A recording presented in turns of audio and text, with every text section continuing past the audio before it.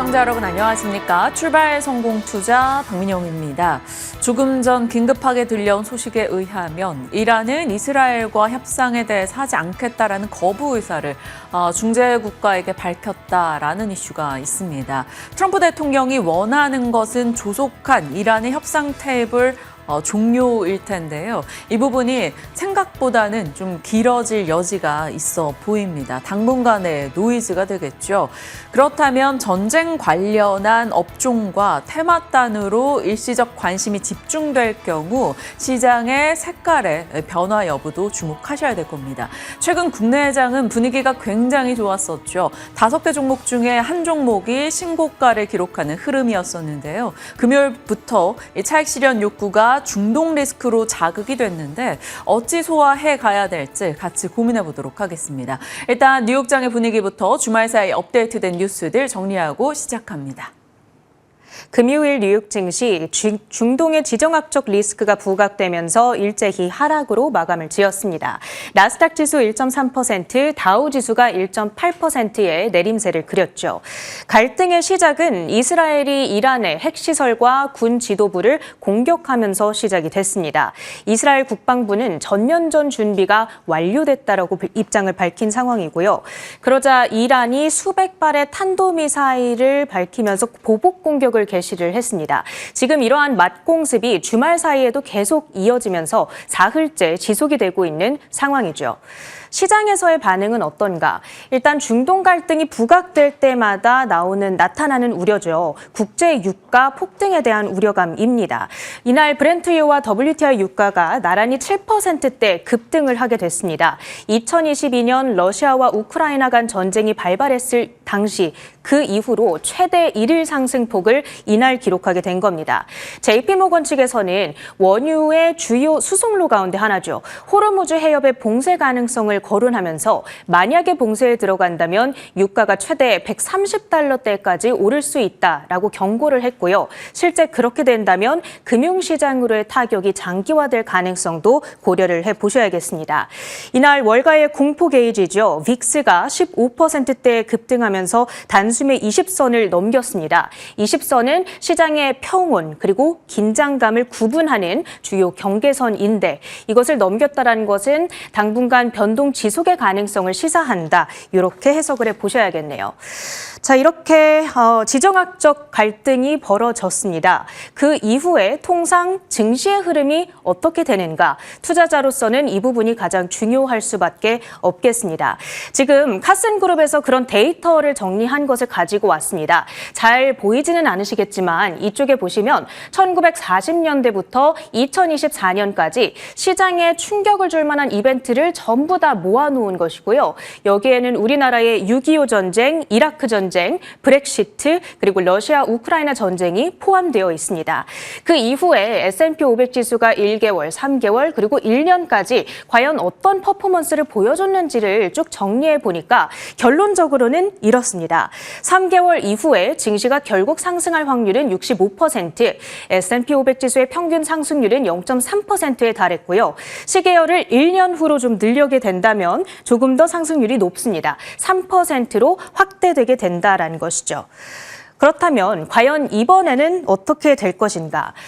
조금 더 리스크가 크다라고 해석이 되고 있는 이유가 이제 그동안의 중동 갈등이 벌어졌을 때와 한 가지 다른 포인트가 있죠. 그동안에는 공격을 하더라도 군사시설 중심으로만 공격이 이루어지곤 했었는데 이번에는 핵시설에 대한 공격이 이루어졌다. 처음 직접적인 공격이라는 점에서 더욱더 긴장감이 높을 수밖에 없습니다. 다만 지금 이 아래의 지도를 보시면요. 이스라엘의 위치가 여기에 있고 이란의 위치가 여기에 있습니다. 양국 사이에는 이라크, 사우디아라비아, 그리고 시리아, 요르단 여러 국가들이 자리를 하고 있고요. 그리고 두 국가 간의 물리적 거리는 1,600km에 달합니다. 따라서 현실적으로 전면전은 어렵다라는 것이 현재 전문가들의 진단이고요. 또 전쟁으로 간다라고 하도 미사일이나 드론, 전투기 등을 이용해서 공중전 형태로 이루어져야 할 텐데 그렇게 된다면 장기전으로 지속될 가능성은 적다라는 것이 중론이 되겠습니다. 그렇다면 이번에는 조금 더 관련도가 높은 표본들로 좁혀서 데이터들을 확인해 보겠습니다. 중동 갈등이 고조됐을 때 이 케이스들만을 제가 이렇게 붉은색 원으로 표시를 해놨습니다. S&P 500 지수의 지난 2년 동안의 차트이고요. 총 5차례의 중동 갈등 고조 케이스들이 있었습니다. 하나씩 보시면 2023년 10월이었습니다. 이스라엘 팔레스타인 전쟁이 발발했던 케이스. 그러면서 증시가 한 달 정도 조정을 받았던 역사가 있었고요. 2024년 4월 이스라엘이 이란의 영사관을 폭격했었죠. 한 달간 서로 미사일을 주고받으면서 보복대련이라는 이름까지 붙여질 정도였는데 이때 당시에도 시장에서 정말 긴장감을 갖고 숨죽여서 지켜보기는 했었습니다. 하지만 역시나 한 달 정도 출렁임 이후에 다시금 회복하는 모습을 보였고요. 그로부터 3개월 뒤 이스라엘이 하마스의 1인자를 피살하면서 역시 잠깐의 출렁임이 있었습니다. 또 3개월 뒤에는 이란이 최초로 이스라엘의 본토를 보복 공격하면서 살짝 출렁이는 정도가 있었는데 이때는 증시로의 영향이 크지 않았습니다. 그때 이후로 이제 이번이 처음이죠. 그 사이에는 사실 트럼프 대통령이 당선이 되면서 물론 중동, 이란과 이스라엘 간의 갈등은 계속 지속이 돼 왔습니다. 하지만 이게 수면 아래에서 지속이 됐다라면 시장은 그 사이에 트럼프의 관세에 조금 더 포커스가 맞춰져 있었고 이번에 이란이 공격을 개시하면서 다시금 시장에서 수면 위로 올라오게 됐다라고 보면 되겠습니다. 결론적으로 이 데이터들을 쭉 돌이켜봤을 때 우리가 얻을 수 있는 것은 증시로의 영향이 평균 2주에서 최대 한 달 이내 정도에 그친다라는 겁니다. 물론 방금 전에 이란이 휴전 협상을 거부했다라는 소식이 소식통을 통해서 전해지고 있기 때문에 조금 더 장기화될 가능성은 염두에 두셔야겠습니다. 금요일 이날 1일차 시장 반응이 어땠는지 확인해 보시죠. 지정학적 긴장감 속에서 대부분의 업종과 이 종목들이 주요 종목들이 하락을 했습니다. 특히 반도체주들의 경우에는 경기 민감 주로 분류가 되다 보니까 이렇게 긴장도가 높아지게 된다면 매출 하락에 대한 우려를 받아가게 됩니다. 엔비디아와 브로드컴, TSMC 모두 2%대의 하락, 필라델피아 반도체 지수 역시 2.6%의 마이너스권 움직임. 특히 지난주에 AMD가 엔비디아의 블랙벨에 대적할 만한 MI350 신규 AI 칩을 공개했다라는 소식이 있었잖아요. 따라서 AMD와의 경쟁 심화 전망도 엔비디아 주가의 발목을 잡는 요인이었고요. 이날 테슬라의 주가는 2% 가까운 상승으로 아웃퍼폼을 했습니다. 사실 한 가지 부정적인 소식이 있었는데 4월 미국 안에서의 신규 전기차 등록 대수가 14개월 만에 처음으로 감소했다는 소식. 그럼에도 불구하고 트럼프 행정부가 이 자율주행차 안전규제 면제 절차를 간소화시켰다는 소식의 장중 상승으로 전환이 됐습니다. 이제 수년 동안 원래 지속이 돼야 했던 그 절차가 수개월로 단축이 되는 것이고요. 이에 따라서 사이버캡 상용화 시점도 조금 더 단축될 수 있지 않을까 이런 기대감 자리하고 있습니다. 다음은 아마존입니다. 월마트와 함께 스테이블 코인 옵션을 모색한다라는 소식이 들려왔습니다. 그러니까 아마존에서 결제를 할 때 앞으로는 카드, 현금뿐만이 아니라 스테이블 코인으로도 결제를 할 수 있다라는 건데요. 자, 그렇게 된다면 기존의 신용카드사들, 그러니까 그 결제를 해서 수수료를 한 1% 정도 얻어서 먹고 살던 비자라든지 마스터카드, 아멕스 등의 이 회사들에게는 당연히 부정적일 수밖에 없는 소식이 되겠죠. 이날 이 대표적인 신용카드 업체들의 주가가 4에서 5%대 급락세를 나타냈던 이유를 여기에서 찾아볼 수가 있겠고요. 반면에 스테이블 코인 대표 수혜주 혹은 발행사로 분류가 되면서 최근 시장에서 상당히 많은 주목을 받고 있는 서클 인터넷의 주가는 25% 급등을 했습니다. 스테이블 코인 시장 내 점유율은 27%에 달한다는 점도 체크를 해드리고요. 팔란티어 전쟁 수혜주로서의 가능성 부각이 되면서 1% 상승. 그 밖에는 오라클 지난주 실적 발표 이후에 이 미래 성장 가치가 다시금 주목을 받으면서 7%대 급등했다는 점까지 체크해드립니다. 그 밖에 이날 시장의 특징을 좀 본다면 전체적으로 전형적인 전쟁 트레이드가 나타났다고 볼 수 있죠. 방산주들 올랐습니다. 무기를 만들고 있는 록히드 마틴과 레이시온이 3%대 상승을 했고요. 정유주들 국제 유가가 폭등을 하다 보니까 함께 오릅니다. 엑손모빌과 코노코필립스가 2%대, 그 밖에 상승 섹터를 조금 더 들여다보자면 금과 농산물, 태양광 관련주들을 꼽아볼 수가 있겠습니다. 금의 경우에는 전쟁 리스크가 부각되니까 안전자산에 대한 수요가 몰리죠. 뉴몬트가 3.5% 올랐고요.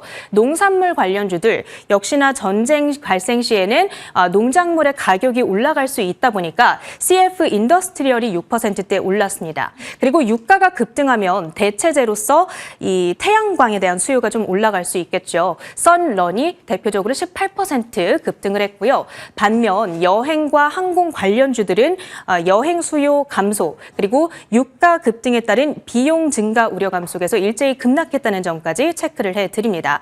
한 주의 첫날 오늘 국내 전략 세워보시죠. 과연 이 전쟁 관련한 이슈가 어떻게 우리 시장의 분위기를 바꿔놓을 것인가, 언제까지 글로벌장에 영향을 줄 것인가 촉각을 곤두세울 필요가 있겠죠. 일단 지난 금요일 전쟁 관련 뉴스는 고스란히 시장을 뒤흔들었고요. 트럼프 관련 이슈까지 더해졌습니다. 양지수 모두 하락이었죠. 그나마 방위산업과 해운 섹터의 상승세 속에 코스피는 좀 낙폭이 제한되며 0.8% 하락에 그쳤고요. 코스닥은 좀 많이 밀렸죠. 하락 종목 개수가 거의 80%에 달했습니다. 시가총액 15위권까지 모두 떨어졌어요. 성장주 중심의 하락이 좀 도드라지게 나타났고요. 코스닥은 2.6%나 밀렸습니다. 이스라엘과 이란의 전쟁 영향이 가장 컸겠죠. 투자 심리가 위축되며 글로벌장이 하락했고요. 월스트리트 저널의 보도에 따르면 이스라엘은 한 2주 정도의 계획을 갖고 작전을 준비하고 있다. 한 2주간은 좀 전쟁 관련 노이즈가 지속되지 않겠는가, 이 정도를 염두에 둘 필요는 있습니다. 물론 또 언제 어디서 협상에 대한 기대나 이야기가 나올지는 모르겠지만요. 그리고 섹터로 봤을 때는 2차 전지나 성장주 전반이 하락했습니다. 전쟁 영향도 있었고요. 트럼프 대통령이 캘리포니아 전기차 의무화 폐지하는 것에 서명을 했다라는 소식이 2차 전지의 센티를 조금 더 위축시키는 흐름 나타났네요. 그러면 어느 쪽에서 올랐을까요? 상승하는 종목 비율이 한 20%밖에 되지 않았는데 그 중심에는 전쟁 관련한 내용이 당연히 들어가 있었습니다.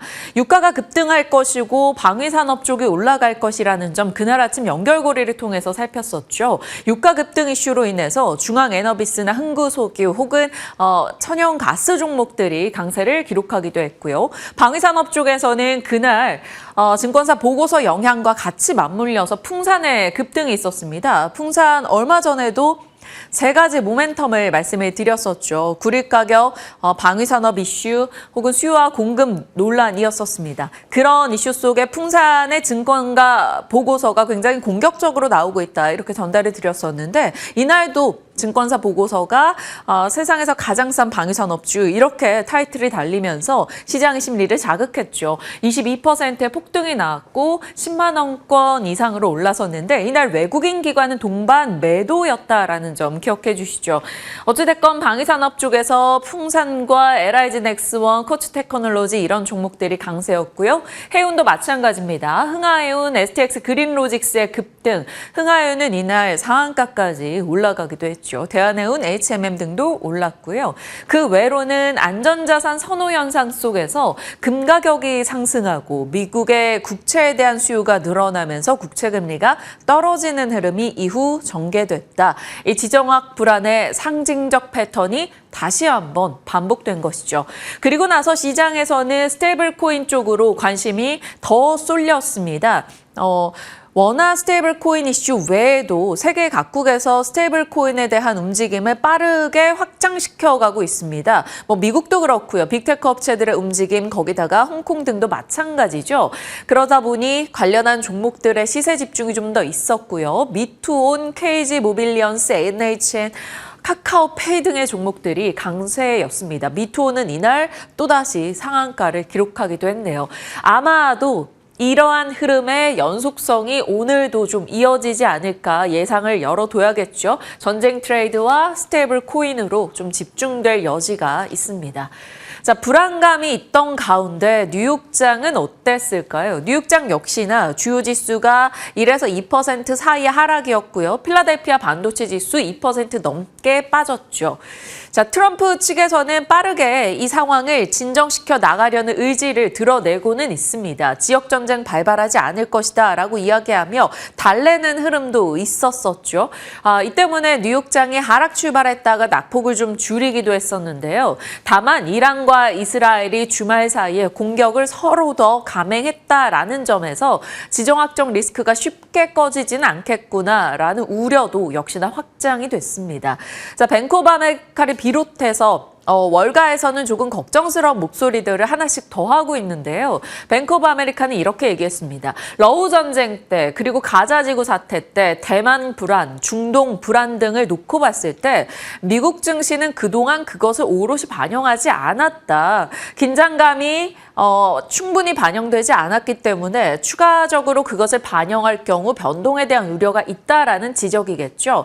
LPL 파이낸셜에서도 미국은 그동안 호재만 반영이 돼 있었다. 하방 압력에 대한 부담을 좀 가져갈 수 있다라는 얘기가 있었고요. UBS 측에서 석유 인프라가 크게 충격을 받을 경우 경제적으로 인플레 등을 비롯해서 충격의 여지가 있다라는 얘기였습니다. 그런데 일단 이스라엘 측에서는 이란의 내수용 정유시설이나 핵시설을 맹렬하게 공격했기 때문에 일정 부분 타격에 대한 가능성 충분히 있겠죠. 글로벌 공급에 대한 우려도 일부 제기되고 있습니다. 자, 뉴욕장은 이러한 분위기 속에서 하락했고요. 앞서 체린 앵커 말씀 주신 대로 전쟁 트레이드였죠. 방산주 올라갔고 에너지 종목들 강세, 금, 농작물, 태양광 쪽의 상승세, 여행, 항공 내려가는 흐름이었고요. 빅테크 쪽에서는 개별적으로 테슬라는 자율주행 규제 완화에 대한 기대감 속에 오름세였습니다. 반면에 엔비디아는 AMD 신규 칩에 대한 부담 그리고 전쟁 이슈 속에서 경기 민감주로서 반도체 진영이 하락했기 때문에 같이 빠지는 모습이 나타나기도 했죠.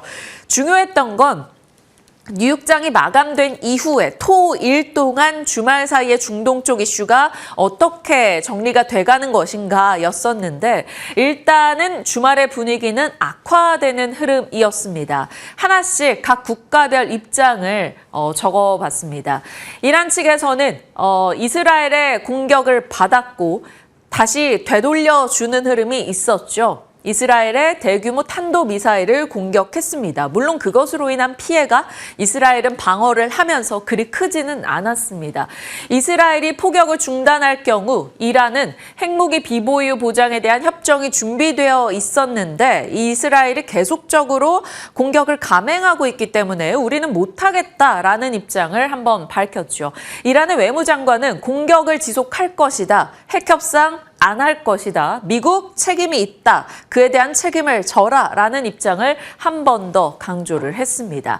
이란의 핵 전력 당국의 이야기에 따르면요. 이스라엘이 파괴하기 전에 핵 능력을 시험해야 한다라는 코멘트까지 나왔다라고 합니다.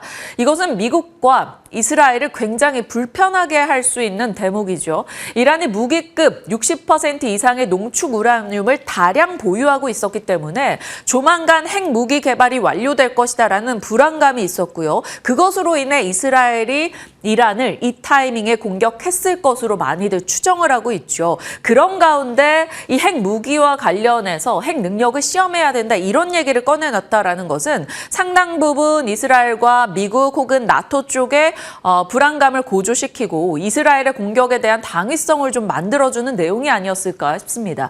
일단 이 부분에 대해서 조금 어떻게 전개될지 상당한 걱정이 나오고 있죠. 자, 그러면 이스라엘 측으로 한번 넘어가 보겠습니다. 이스라엘은 이란의 수도 테헤란에 합법적인 전쟁터로 간주하겠다라고 주말 사이에 좀 더 공격적인 멘트가 나왔습니다. 아무래도 탄도미사일 공격을 받고 나서 이것에 대해서 이란의 테헤란에 대해서 폭격이 가능한 지역으로 간주를 한 거죠. 그동안은 약간 민간인 피해는 줄여가겠다라는 입장이었었는데 이 부분을 조금 더 전쟁의 모먼트로 확장해 나가는 순간이었습니다.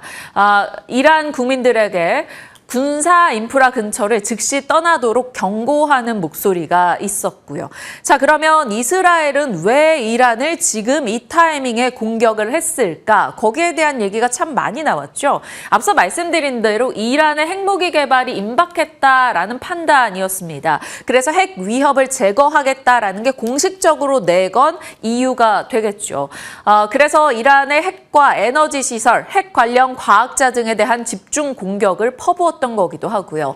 그리고 이란과 미국이 핵 관련 합의를 하면서 조금 친해지는 행보가 나오는 것에 대해서 이스라엘이 견제했을 것이다 라는 시각도 있고요. 또 이란의 정권 교체를 유도하기 위해서죠. 이란의 하메네이 최고 지도자에 대한 이란 내부적인 불만을 고조시키겠다라는 목적이었을 겁니다. 실시간으로 지금 이란 테헤란에서는 이 하메네이 최고 지도자가 퇴진했으면 한다라는 시위도 같이 나오고 있다라고 합니다. 그래서 이스라엘 측에서는 하메네이를 바꾸기 위해서 이번 타이밍에 이란의 불만을 고조시키는 공격을 단행했을 것이다라는 시각이 있고요. 또 정치적으로 접근했을 때는 이스라엘의 지금 네타냐후 총리가 입지가 불안한 상황이기 때문에 그 관심을 외부로 돌리기 위해 이러한 선택을 했을 것이다. 이런 움직임 등이 나오고 있습니다. 자, 무튼 간에 이러한 여러 가지 복합적 동기를 가지고 이란을 친 것이고요. 이란 측에서도 일단은 보복을 한 상황이죠. 다만 지금으로서는 이란과 이스라엘이 협상 테이블, 미국이 어떻게 중재를 할 것인가 관심이 굉장히 높습니다. 이란의 핵 협상을 미국은 이것을 기회로 삼아서 유도할 것이고요. 여기서 우리는 미국의 세계적인 입지를 트럼프가 한 번 더 확인시키려고 한다는 느낌을 가져갈 수가 있겠죠. 에너지 공급 차질이 빚어질 경우 미국의 에너지 유통이 훨씬 더 수월해질 겁니다. 그래서 미국 관련한 에너지단에 대한 관심도 올라갈 수밖에 없었죠. 트럼프는 전쟁이 격화될 경우 미국이 개입할 수 있다라고 ABC 뉴스의 인터뷰를 통해서 이야기하기도 했습니다.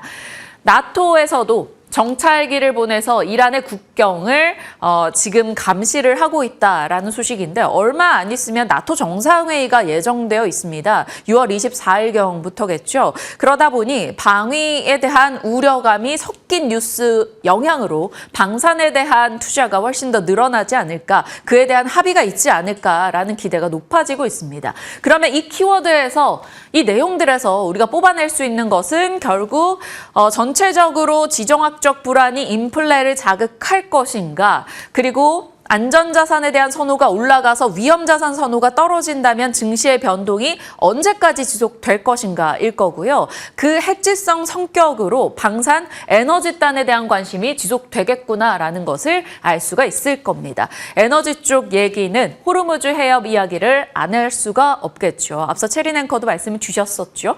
28 전쟁 때도 그랬고요. 중동 관련한 리스크가 있을 때마다 이 호르무즈 해협이 부각이 됩니다.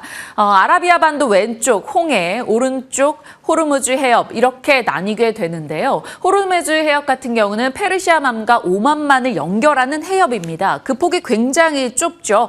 이쪽은 언제나 중동 관련 이슈가 부각될 때마다 관련해서 중요한 지정학적 요소로 거론이 되는데요. 이쪽에 이란 해협이 있기 때문에 이란이 만약 이 호르무즈 해협을 쥐어틀게 된다면 운송의 차질이 일어날 수밖에 없습니다. 그래서 국제 유가에 타격이 빚어진다라는 것이죠. 한국도 이곳을 통해서 들어오는 원유 비중이 72%이기 때문에 유가에 대한 충격을 일정 부분 감내해야 되지 않을까 생각이 듭니다. 물론 시기상으로 봤을 때 어느 정도 기간이 지속되는가는 주목할 필요가 있겠죠.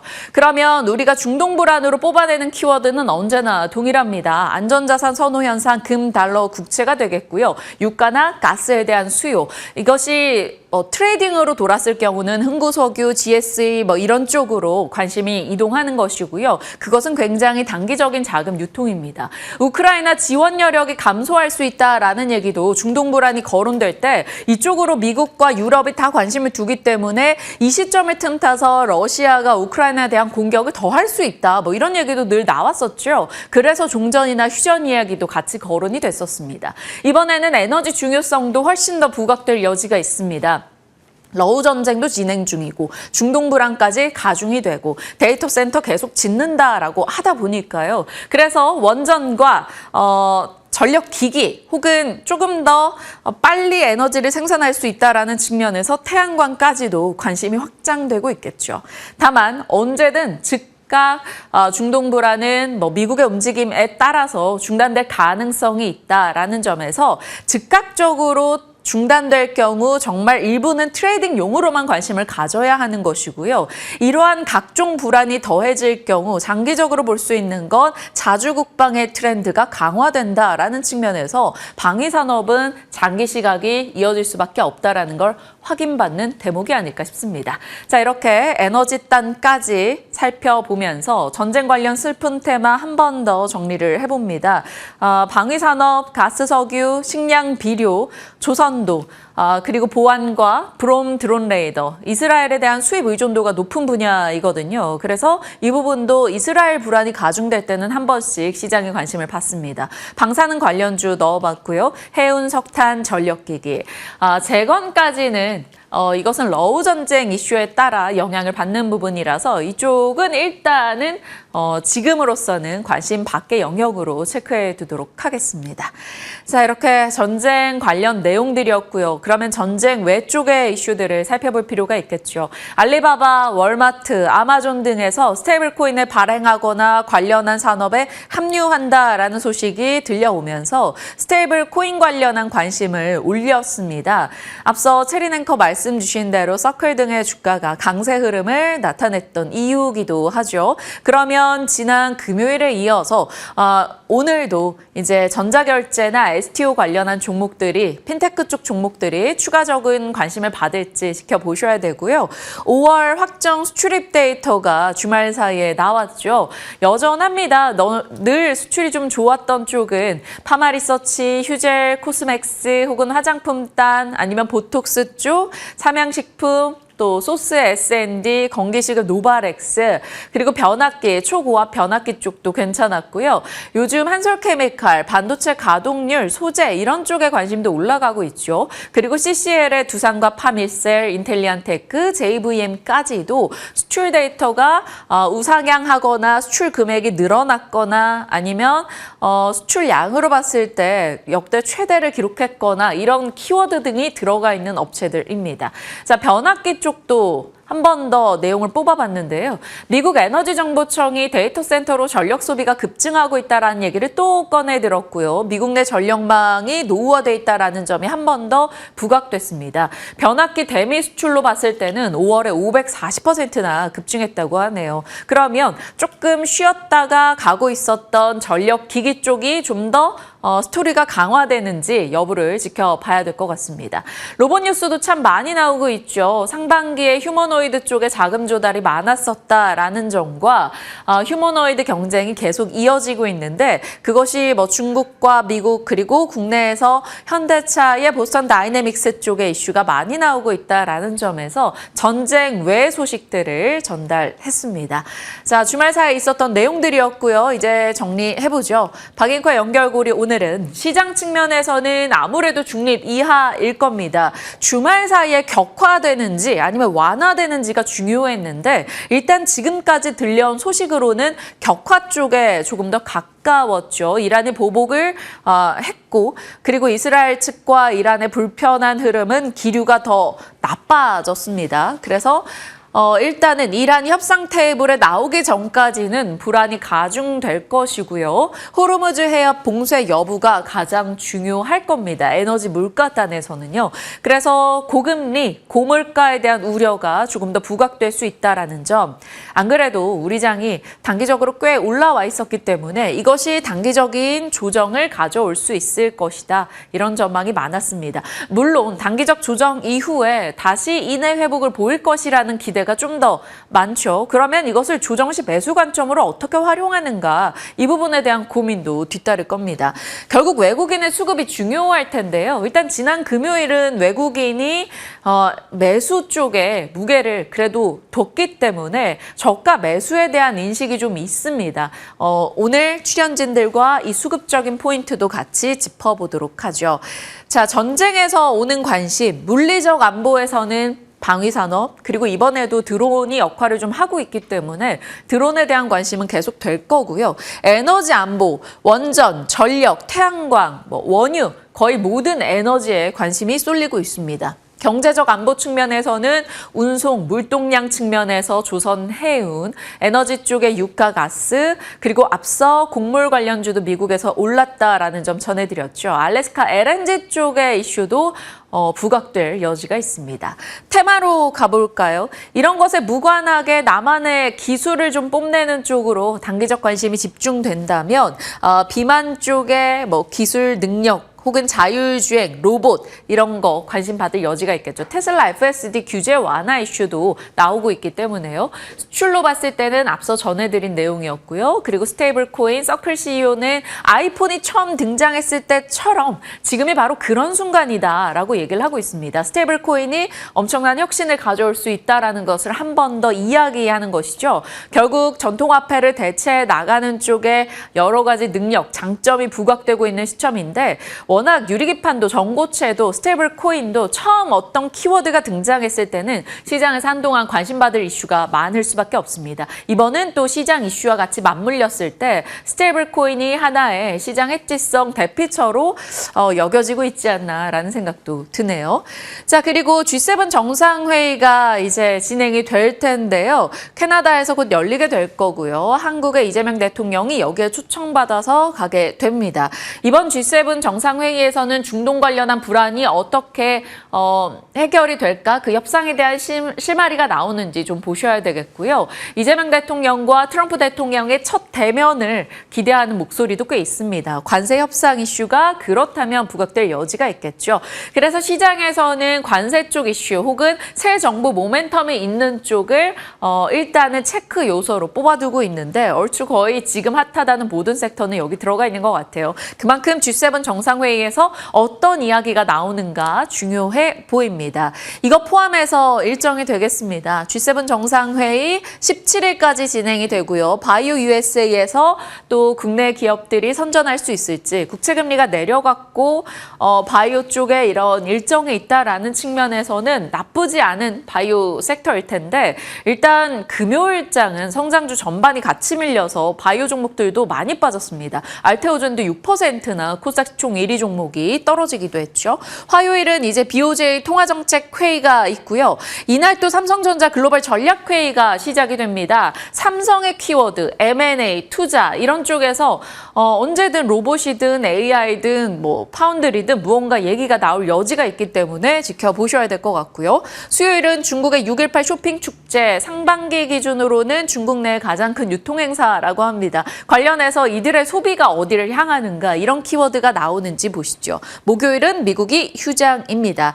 금요일은 MSCI 글로벌 시장 접근성 리뷰가 있는데요. 우리가 MSCI 선진국 지수에 들어가는지 그것에 대해서 좀 가늠해 볼 수 있는 내용이 나올까? 이 부분도 보셔야 됩니다. 그리고 미국의 선물옵션 동시 만기일, 미국의 당뇨 학회 등의 일정이 있고요. 조금 더 확장을 해보면 토요일에 방탄소년단 슈가 소집 해제일이고요. 일요일은 테슬라 로보택시 운행 12일이었는데 22일로 미뤘었잖아요. 이 부분이 또 오스틴에서 진행이 되는지 지켜보셔야 되겠고요. 나토 정상회의도 있습니다. 방산 쪽에 센티를 강화할 수 있는 내용이 나올 걸로 예상이 되네요. 자, 시장의 주요 이슈들, 주말 사이에 들려온 뉴스들 정리해봤고요. 이외에 특정 섹터를 조금 심도 깊게 파보겠습니다. 오늘은 어느 쪽일까요, 미나 앵커? 네, 오늘은 통신주 관련해서 준비를 해봤습니다. 앞서서 잘 브리핑을 해주신 것처럼 주말 동안에는 이 전쟁에 대한 우려감이 증시의 먹구름처럼 드리워졌는데요. 이렇게 전쟁에 대한 우려감이 생길 때마다 시장의 불안전성에 대한 뭔가 우려감이 생길 때마다 봐야 하는 쪽은 전쟁 관련 테마 쪽 아니면 안정성을 보장해 줄 수 있는 쪽 또는 개별적인 이슈를 갖고 있는 쪽이 되지 않을까 싶습니다. 그리고 그 안에서 안정성을 담당할 수 있는 부분 중에 하나가 바로 이 통신주가 아닐까 싶은데요.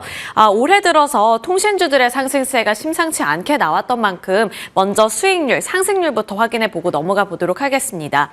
먼저 SK텔레콤 같은 경우에는 다들 아시다시피 유심 사태와 관련해서 잘 가다가 주가가 급락하는 양상이 나타났죠. 따라서 전체적으로 봤을 때는 하락세를 기록하고 있고요.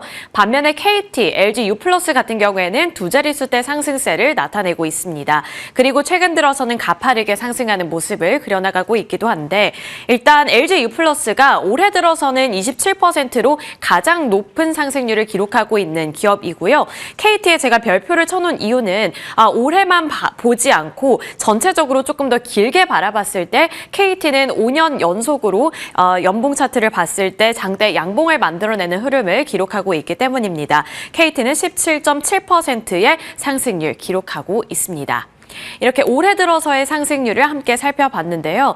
외국인들의 수급도 함께 살펴보시죠. 외국인들은 이 통신주의 매력을 가장 크게 본 것인지 최근 들어서 계속된 매수세를 나타내고 있는데요.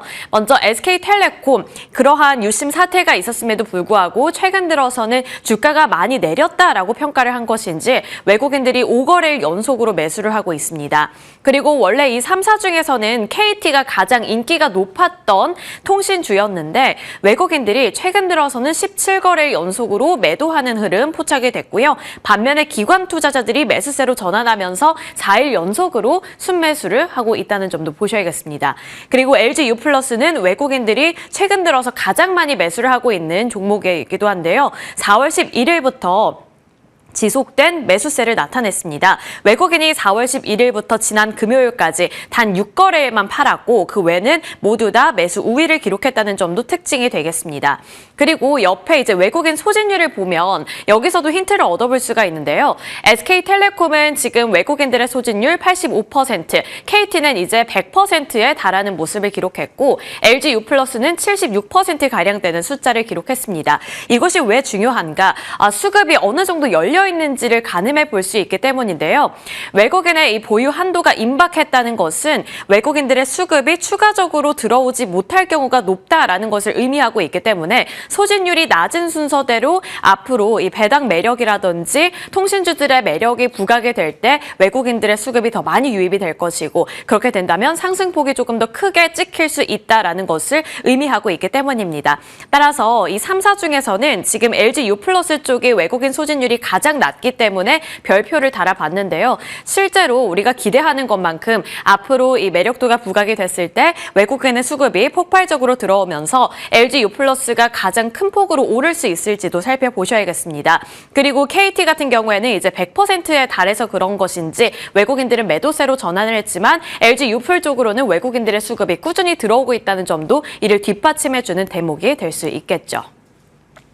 이렇게 수급에서도 힌트를 살펴봤는데요. 통신주들은 전통적인 고배당주로 여겨지고 있습니다. 그리고 클래식은 어느 때에도 흔들리지 않고 늘 인기가 있죠. 그런 맥락에서 배당주에 대한 매력도는 쉽게 꺼지지 않을 것이다 라는 기대감 가져볼 수 있을 것 같습니다. 먼저 최근 들어서 정부는 배당 촉진 정책을 펼치기 위해서 여러 가지 대응책을 마련해내고 있는데요. 배당 소득세 분리과세, 이게 바로 대표적인 부분입니다. 그리고 이 기준점을 살펴보면 배당 성향이 35% 이상인 상장사만 대상으로 지금 이게 적용이 될 것으로 보이는데 통신 3사는 예전부터 35% 이상의 배당 성향을 수년 동안 유지해온 기록이 있습니다. 따라서 이러한 수혜가 예상이 된다라는 점에도 조금 더 무게가 실리고 있는 분위기고요.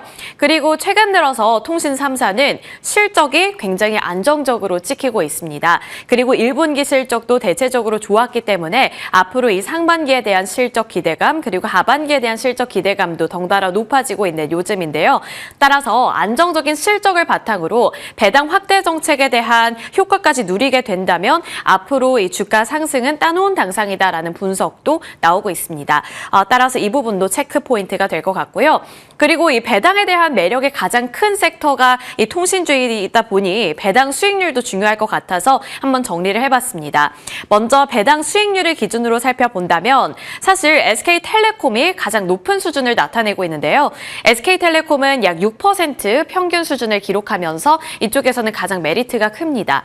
그리고 KT 같은 경우에는 3.4%에서 4%대의 수준, LG유플러스는 약 5% 수준으로 책정이 되고 있는데 일부 증권사에서는 6%대까지 올라갈 수 있다라는 점을 기대 포인트로 내걸고 있습니다. 이 부분은 잠시 뒤에 가서 조금 더 자세하게 살펴보도록 하겠습니다. 자, 원래는 이제 고배당에 대한 메리트가 가장 컸기 때문에 통신 3사 하면은 안정성, 이게 키워드로 함께 딸려왔는데요. 최근에는 이제 거기에만 안주하지 않고 통신사들도 여러 가지 신사업에 발을 담그는 양상을 나타내고 있습니다. 아무래도 이제 트렌드 자체가 AI 쪽으로 많이 옮겨 붙다 보니 AI와 관련되어 있는 신사업을 많이 영위하는 모습 나타나는데, 그래서 AI 또는 B2B 디지털 전환, 이 두 가지가 이 통신 기업들이 지금 추진하고 있는 공통된 신사업 분야입니다. 그리고 그 안에서 어떻게 세부적인 사업을 영위하고 있는지를 살펴볼 텐데, KT 같은 경우에는 이제 AI 분야, 또 클라우드 B2B 이 부분에 대해서 조금 더 집중을 하는 모습을 나타내고 있습니다. 그리고 KT는 이 AI 신사업과 관련해서 가장 유망하다라는 코멘트가 가장 많이 나오고 있는 기업이기도 한데요. 그 이유는 지금 마이크로소프트와 실질적으로 협업을 하고 있고, 이와 관련해서 최근에는 가시적인 결과가 나오고 있기 때문입니다. 그 결과와 관련해서는 잠시 뒤에 살펴볼 예정이고요. 또 로봇 서비스 기업인 유빌리티와 함께 파트너십을 맺고서 여러 가지 자율주행에 대한 사업도 영위를 하고 있기 때문에 신사업에 대한 투자 포인트도 두 가지나 짚히고 있다는 점 KT 관련해서 살펴보시면 좋을 것 같습니다.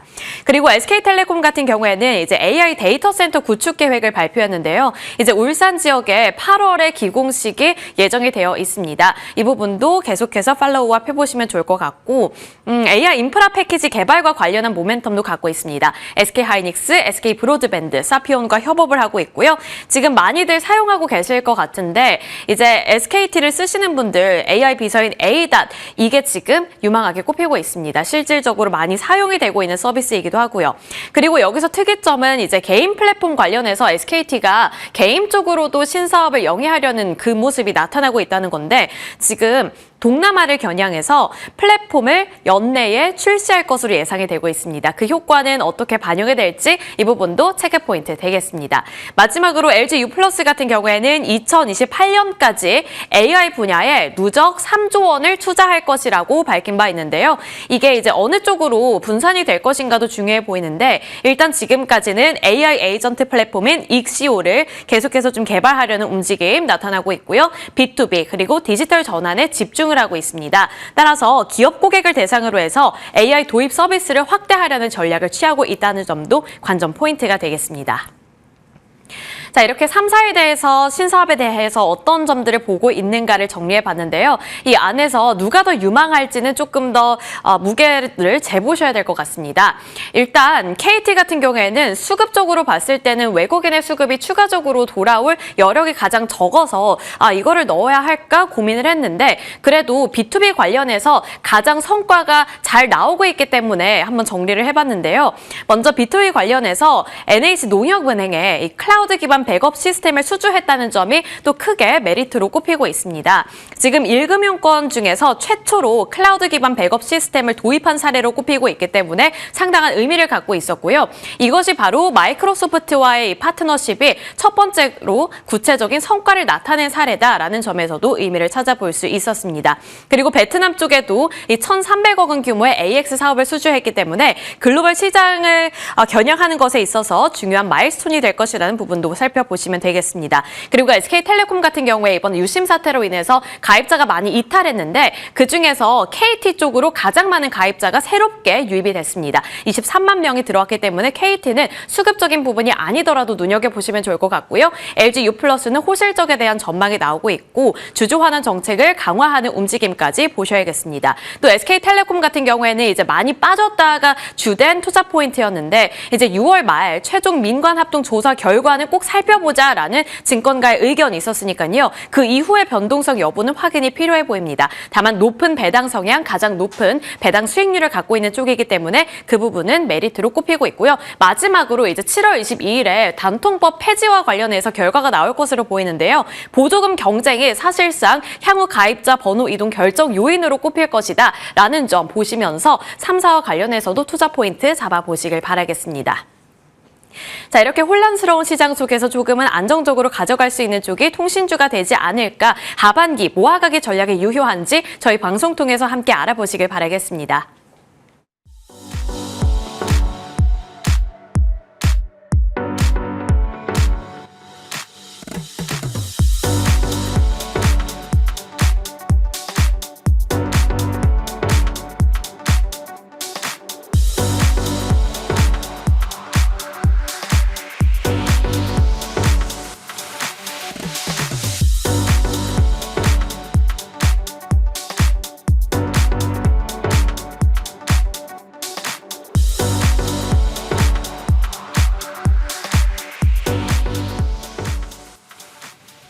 어수선한 시장 분위기 어떻게 정리를 할지 이분의 도움 받아보겠습니다. IBK 투자증권 함정남 차장님 자리하셨습니다. 차장님 어서 오세요. 안녕하세요. 안녕하십니까. 시장이 약간 많이 올라온 상황에서 이제 이스라엘과 이란의 갈등, 전쟁 이슈가 부각이 되며 금요일부터 이제 뉴욕장까지 차익 실현이 나왔습니다. 좀 더 가중됐다라고 볼 수 있고요. 전쟁 트레이드의 강화가 눈에 띄었는데 당분간은 이 전쟁 노이즈가 지속될 때 뭐 이러한 흐름이 좀 연결되겠죠. 그럴 때 저희는 어떤 투자 전략을 짜야 될까요?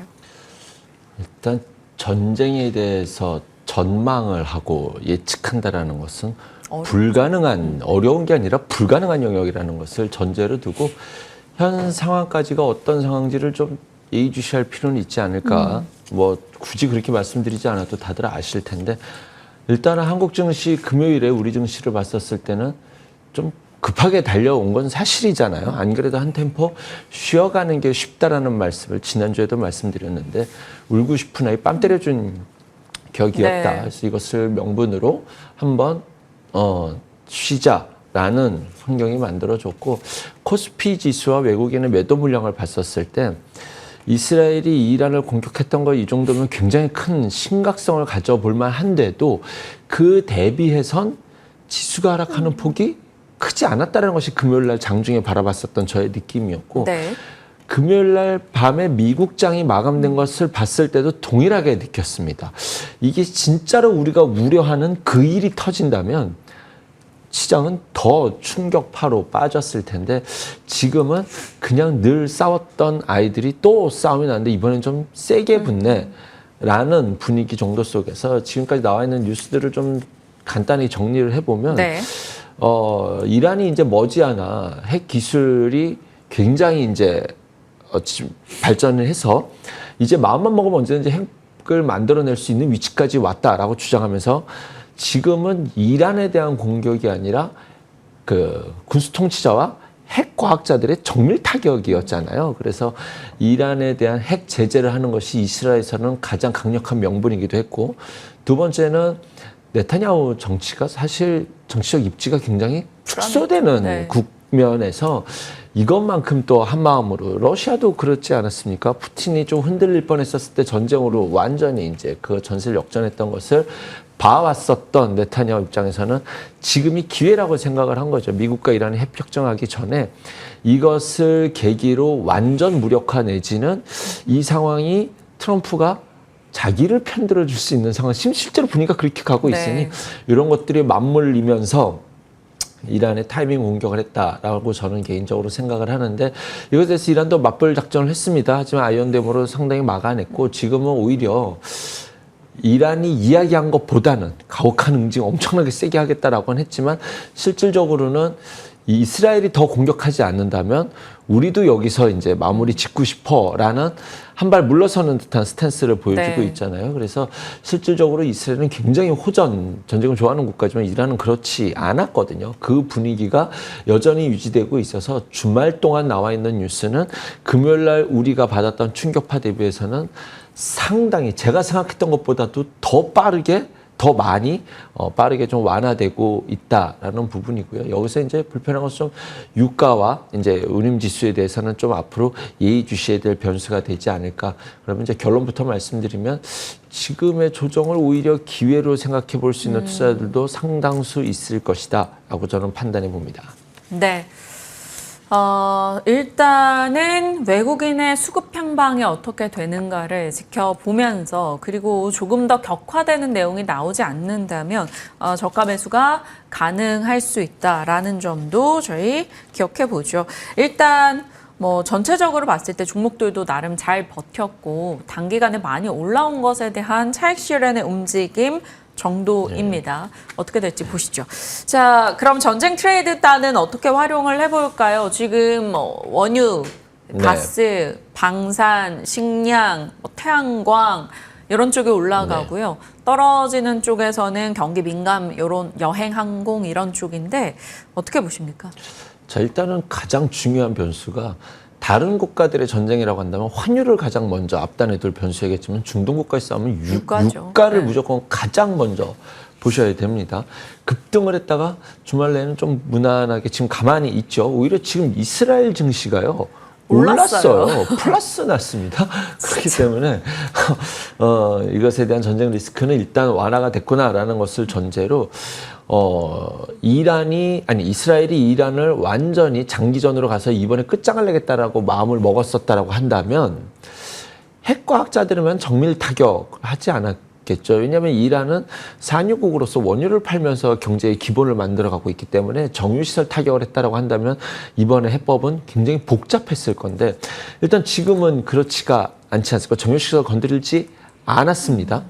그 이유 안에는 은근슬쩍 오발이었다라고 하면서 한 발 쏠 수도 있었을 텐데 그 부분에서 굉장히 조심했었던 방면, 그 뒷배경 중에 하나는 어쨌든 미국이 내 편인 상황을 이용을 해야지 이것을 역효과로 만들었다간 자기가 역풍이 맞을 수도 있다라는 생각을 안 할 수가 없을 거예요. 지금 유가가 오르거나 해운 운임 지수가 올라간다고 한다면 이 부분에 대해서 가장 짜증내야 할 사람이 트럼프 대통령이거든요. 그래서 거기까지는 건드리지 않는 선에서 자기가 취할 수 있는, 솔직히 이스라엘 입장에서는 후티 반군이라든가 하마스라든가 이쪽에서 공격을 계속 받고 있기 때문에 이번에 충분히 자기의 입지를 어느 정도 만들어 놓고 싶은 것 또한 사실일 겁니다. 하지만 그것이 미국과 척지는 상황까지 가서는 안 된다라는 것이 이건 제 생각이거든요. 그런 관점에서 봤었을 때 이란의 정유시설이라든가 석유시설은 건드리지 않았다라는 점. 근데 지금 얘기는 하고 있어요. 다음번에는 나 거기 공격할 거야 라고 이야기를 하고 있으니 이것에 대해서 미국의 스탠스가 조금 더 자기 편으로 와서 이번에 적어도 핵의 무력화만큼은 확실한 것 플러스 알파까지는 만들고자 하는 것이 이미 전쟁이 시작됐기 때문에 거기까지는 가고자 하는 것이 이스라엘은 목적일 것이다. 그럼 조금 길게 끌고 갈 수는 있겠지만 그것이 궁극적으로 유가를 고유가로 만들거나 해운 운임지수를 정말로 급등시켜서 불편하게 만들 수 있는, 트럼프 대통령을 불편하게 만들 수 있는 상황까지 가는 것은 본인에게도 유리하지 않을 것이다 라는 생각이 들어서 여기서 유가주에 배팅을 하는 것은 조금 현실적으로는 조금 오히려 조심해야 되지 않을까라는 생각을 전제로 하지만 전쟁이 확전되고 더 강해질 거다라는 데서는 조금 저는 과잉 우려다라는 생각이 들지만 길게 끌고 갈 수는 있을 수도 있다라는 생각이 듭니다. 그래서 언제 이것이 마무리되느냐. 이란은 지금 빨리 마무리하고 싶어 하잖아요. 그런데 이스라엘은 그렇지 않기 때문에 좀 그런 관점에서 테마 정도로서는 유가 관련주들이, 해운 관련주들이 테마로서는 한번 한 자리를 차지할 수 있겠지만 지금 이 분위기에서 오늘 유가주를 사십시오라고 말씀드리는 좀 어려운 환경이다라고 말씀드리겠습니다. 네, 테마적인 흐름 정도는 가능하겠으나 뭔가 원유 관련한 종목군에 대해서 장기 베팅에 대해서는 아직 아니다라고 답변을 주셨어요. 자, 그럼 이런 갈등의 시대를 살고 있는 요즘입니다. 일단 중동 불안도 그렇고 미중 불안도 있고요. 미국 내에서 트럼프 반대 시위 확산도 그렇고 정말 모든 것이 갈등인데 우리도 어찌 보면 이제 북한과의 갈등에 대한 고민이 필요하잖아요. 이번 중동 불안 속에서 어떤 느낀 바가 있는 트럼프가 어떻게 북에 대한 입장을 할지도 고민이 필요한 것 같아요. 네. 이란이 핵 개발 능력이 거의 임박해서 지금 마음만 먹으면 이스라엘이 주장하는 것은 한 달이면 지금 핵미사일을 네. 만들 수 있다라고 주장하는 거지 않습니까? 비슷한 나라가 있죠. 북한이 핵 보유국인가요? 핵 보유국으로 인정받지는 않았지만 대부분 다 고개를 끄덕이죠. 네. 있을 것 같아요. 다 이렇게 얘기하잖아요. 이란을 풀어내는 해법이 북한을 풀어내는 해법과 이제 어떻게 되는지 북한은 매우 예의주시해서 보고 있을 거거든요. 지금까지는 남북경협주가 올라온 것이 이제 이재명 대통령의 당선과 더불어서 네. 북한에 대한 좀 온건 정책과 새로운 대화의 해법 이런 것들에 대한 기대감이지 않았습니까? 아직은 트럼프 대통령이 과거 일기 행정부 때처럼 북한과 이야기할 수 있는 것에 대한 기대감은 저 기저에 깔려 있지 아직은 수면 위로 나오지는 않은 상태에서 이번에 만약에 이란과 잘 해결이 된다면 북한에 대한 키워드가 좀 화두가 되지 않을까라는 생각을 가져가 네. 봅니다. 왜냐하면 미국 입장에서는 핵을 글로벌 경찰국으로서 지위는 낮춰졌더라도 핵에 대한 저지 능력이 있다는 것은 글로벌 국가들한테 인정을 받아야 되는 상황이거든요. 이란을 해법을 핵 포기하면 경제 제재 풀어줄게라는 카드지 않습니까?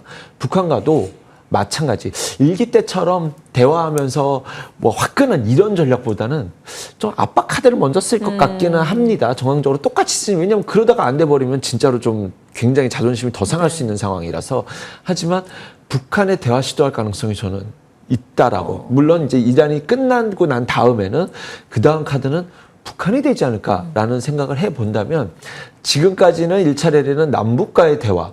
하지만 다음번의 랠리에는 미국의 움직임의 기대감이라고 한다면 아직 시작도 안 할 수도 있다라고는 생각이 듭니다. 그런 관점에서 이번에 이재명 대통령의 당선과 관련돼서 움직였었던 종목들은 개성공단이었죠. 네. 트럼프가 움직이게 된다고 한다면 철도, 도로 이런 종목들이 움직일 수 있을 거. 송전, 원전 해체 이슈가 들어가기 때문에 그래서 이런 종목들이 움직일 수 있다는 것을 전제로 뭐 지금 급하지는 않겠죠. 하지만 눈여겨볼 필요는 있다. 철도주들만 간단하게 소개해드려 볼까요? 대아티아이는 지금 이제 거의 뭐 주도주처럼 움직이고 있고요. 그 다음 단에서 이엔코리아라든가 유신, 남광통원, 푸른기술 이런 주들이 과거 전통 부산산업까지 전통 그 철도 관련된 주들이었다라는 정도로만 말씀드려 보겠습니다. 막상 북한 관련 이란 전쟁 이후에 이런 북한의 키워드를 두고 고민하자니 우리를 둘러싸고 있는 여러 국가들을 떠올려 봤을 때 정말 좀 무섭다라는 생각도 문득 들었던 것 같아요. 이 시장 속에서 여러 가지 키워드를 뽑아서 전략들을 저희 이어나가고 있고요. 대북 관련해서는 뭐 급할 건 없으나 개성공단 등에서 이제 철도 등으로 트럼프 관련해 조금 더 네. 밀접한 종목군들의 우위를 예상하며 저희 지켜보겠습니다. 그 외의 아이디어들 이제 뭔가 앞서서 그 대북 관련해서도 송전 이런 얘기를 주셨긴 하지만 변압기, 전력망에 대한 얘기는 지속적으로 세계 곳곳에서 특히 미국에서도 굉장히 내러티브가 강력하게 나오고 있고요. 실제로 수출 데이터도 너무 좋습니다. 이번에 5월 확정 데이터에서도 변압기 수출 늘었는데 변압기 쪽 어떻게 할까요?